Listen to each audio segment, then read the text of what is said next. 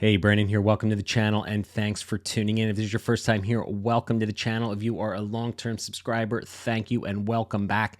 Got another 2025 rookie profile show here for you today. We're going to discuss Shedeur Sanders, going to be joined again by Jason DiRienzo, my podcast co-host. We've watched his All-22 film and did some film breakdowns, his Kansas game and his Kansas State game.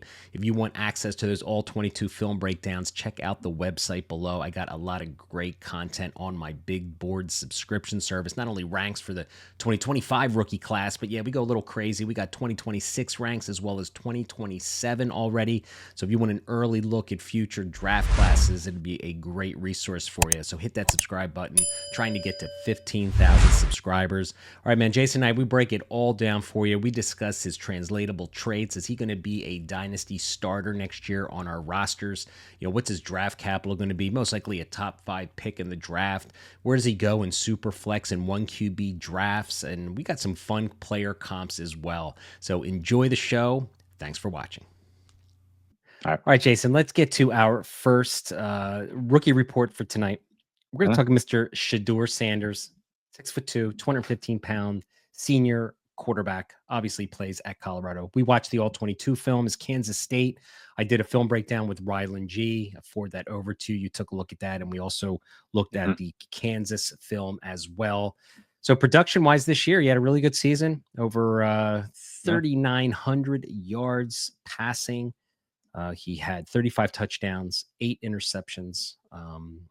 ADOT was 8 on the season, so he was able to throw the ball down the field. So we watched the film, as we do on these rookie profiles. Why don't you give us the lowdown on his scouting report? What did you see on the scouting report that gets you excited about him? I mean, he's going to be a first-round, obviously, pick in the draft. He could be the first overall pick in the draft.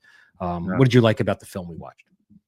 Well, I'll tell you what, he was much better than I anticipated. When I was going into this season, I didn't think that he was going to have this particular type of season that he's having right now, but he has shown some massive development. The first thing I want to just kind of go over is how he is in the pocket. You know, could he be a little bit better with how he navigates the pocket and some of the pressure that's coming around the edge? Yes, but is he cool, calm, and collected and still delivers an accurate ball even under pressure and under duress? Yes. So I think that his competitiveness, I think his lack of fear of being hit, keeping his eyes downfield, not I mean, sometimes he is guilty of staring down his receivers, but a lot of times too, he commits and he can get a quick release, and that release, that lightning quick release, is definitely helpful for him. So when he's in a clean pocket, I love the base that he sets. He's got a really nice delivery. His pointer toe is directed right at the receiver's throwing to. So we see a lot of accuracy at every single level of the field.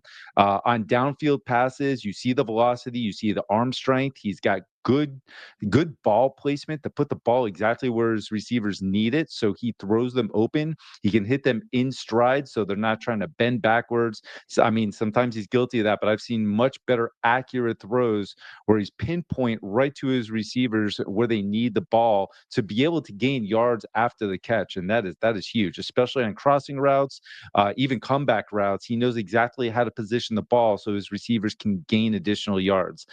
That's big. So I really like some of the reads that he's making, some of the decisions that he's making. When he is navigating in the pocket, sometimes he'll run into a defender instead of going in a direction that he can actually escape out of the pocket and gain additional yards. So I'm not sure if he's a natural runner or not. I'm not even sure if he really identifies what the defensive coverages are. So that is something that every quarterback going into the NFL is going to have to learn and develop. But especially for him, I've seen a couple times where I'm just like, man, I wonder if he actually sees where that angle is coming from and knows how to make those adjustments. So that is going to be something that's going to hinder him. But overall, I came away really impressed, man. He can make every NFL throw. He takes command of that offense, and he does everything possible to put his receivers in the best position possible to gain additional yards or to make big plays, and that is something that really blew me away from him this season. Yeah, I agree with you. I was you bring up the confidence and the poise level in the pocket, right? It was kind of like a double-edged Mhm. sword watching that film. And I got to give him credit It's a good because way to put it, yeah. yeah, he stands in that pocket and like you said, he is not afraid to take a hit and sometimes to a fault where, you know, he Agreed. holds on to the Yeah. ball too long. But I think I'd rather have a player like that than who gets jittery back there, who might make inconsistent throws because he's feeling that pressure. So the ability to stand in there and take a hit, I think, is really good. And his ball placement, if he goes, the first quarterback, it's going to be either him or Ward, obviously. I mean, his ball placement, I think, was really good. He had a completion percentage of 73.6 on the season. It was his best season out of his 4 years of completion. Of course, he's playing with Travis Hunter, but he's got a really good receiving core as well. But I thought his ball placement in the middle of the field was really good. Working those seams, Yeah. working the Yep. numbers, was really good. And for me, I mean, I'll take a quarterback any day who doesn't have the mobility. I mean, looking at the stats here, he had 91 rushes for minus 16 yards on the season, right? So he is not going to be, I think, he did have 4 TDs running with the ball this year, but he's not going to be one of those guys that, from a dynasty standpoint, which is the lens that we do these rookie profiles through, he's not going to be a guy that is going to be giving you a lot, of the mobility. But man, the ball placement is there, the ability to navigate that pocket, extend plays. I like the way. I also think that he's got really good accuracy, on the move, running with the ball and throwing the Point. ball Yes, down he the does. field. So I think he's like the real package. I mean, he seems Yeah, to, I he think comes so from too. that pedigree with his dad. I'm sure is working with him on the intangibles part of the game of like being in the film room. I'm sure he's putting in the work. His dad would probably accept nothing less than him understanding film and defensive coverages and stuff like that. So he's got good size too. It's 6'2", 215 pounds. So he's got some mass to him.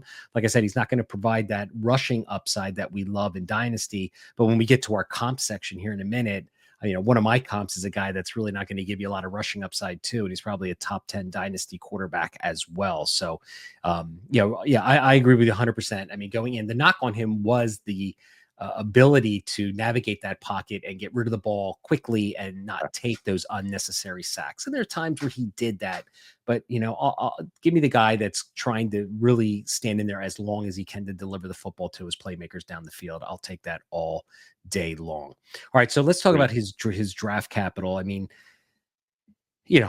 Raiders are the Giants right now. If you're looking at the draft board, they're 1 and 2 up there. Who knows how it's going to end in the season? But there's a lot of discussion right now that the Raiders. He's talking to the coach, and he was at I like a saw that. Yeah. fundraiser or something, and these guys are chit chatting. So I'm sure Dion is out there and navigating and is going to have a say into where this kid goes. But I mean, his draft capital is a top two or three pick. I mean, without it, especially the teams at the top that are desperately in need of a quarterback.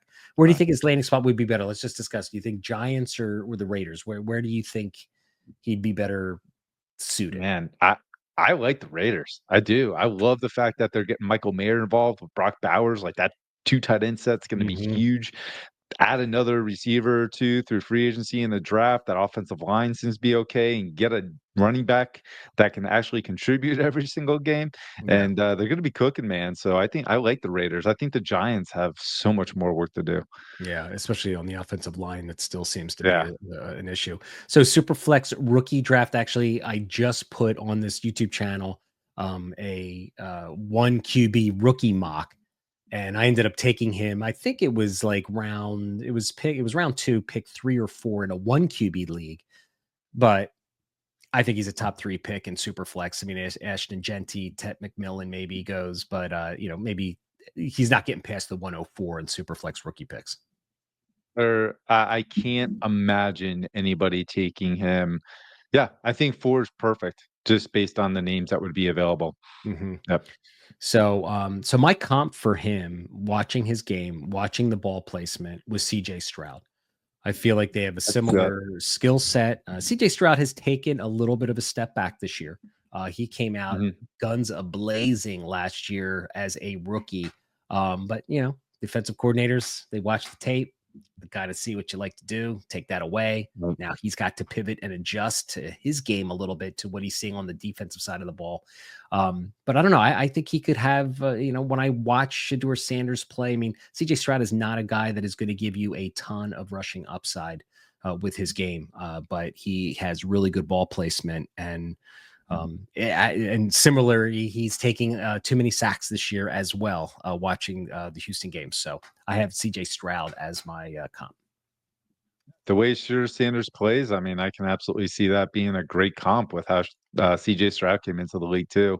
I have Michael Penix Jr. I think, I think about Michael Penix Jr. I think about the accuracy, the downfield accuracy, the ball placement, putting his receivers in position to make yards after the catch. And my biggest issue with him was his pocket navigation and awareness, just like Shedeur Sanders right now. And honestly, when it came to Penix, it was just one of the last couple of games where I think it was the last game he got exposed big time under pressure.